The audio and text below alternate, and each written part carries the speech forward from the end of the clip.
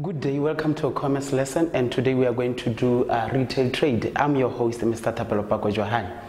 Well, before we can start retail trade, I want us to look at the stages of production. Like in our previous lesson, we said production is the process of making goods and services to satisfy needs and wants. Basically, we did describe what are needs, what are wants.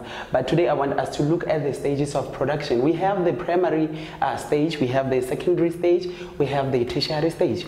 Well, under the primary stage, we deal with extraction of natural resources. But under the secondary stage, this is whereby manufacturing and construction takes place. That is where we turn or transform raw materials into finished goods.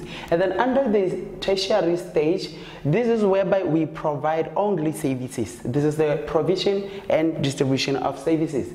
And then still under production, we have the factors of production, which are land, labor, capital, as well as enterprise or organization. But still having those factors, we still have to recall their rewards. The reward for land is rent, the reward for labor is wages, the reward for capital is interest, and the reward for enterprise or organization is profit. So that is it with production. Now let's move to the second chapter, that is retail trade. So when we're talking about retail trade, we are talking about the selling of goods in small quantities. So in a nutshell, what we are saying is a retailer is an individual or organization that sells goods from in small quantities, that is breaking bulk. We break bulk under retail trade. So the functions of retail trade are provision of a variety of goods. They provide goods at convenient times. They also provide goods at a suitable place. So what do we consider when we start a retail shop? First thing, you have to have experience. That is, you have to know how a retail works. You have to have that knowledge for you to run a retail shop. Capital. When you're talking about capital, we're talking about money or resources that you use to start up the business. Therefore, that is why we are saying for you to start a retail, you need to have capital.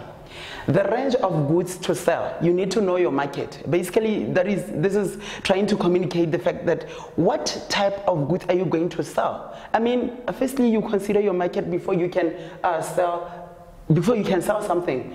Forgive my French.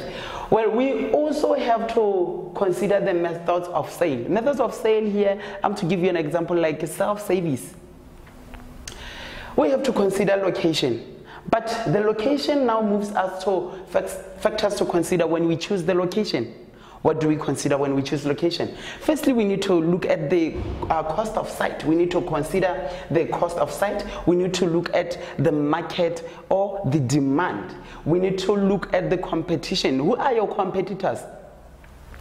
We have to also look at accessibility. Wherever you attempt to put or run your retail shop, it has to be accessible by your market. We also have to look at trade growth. As far much as profit is concerned, we need to look at this factor.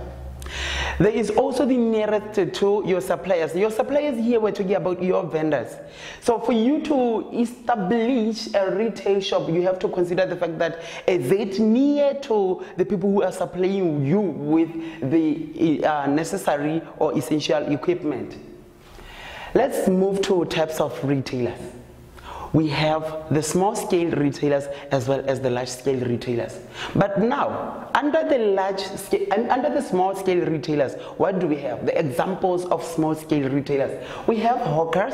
Hawkers are those individuals or businesses that moves house to house. And then we have mobile shops. Mobile shops like trucks. Those are kind of businesses we are talking about here. And then we have roadside. Those people who are sitting along the road, those are roadside.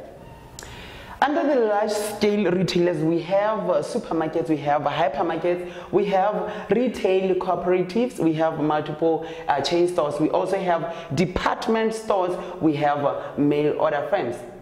So it is vital for each and every student to go through the features of large-scale retailers, that is, to know the difference between a supermarket and a hypermarket, to know the difference between multiple chain stores as well as the department stores. How do you differentiate between those? You have to go through the characteristics of all these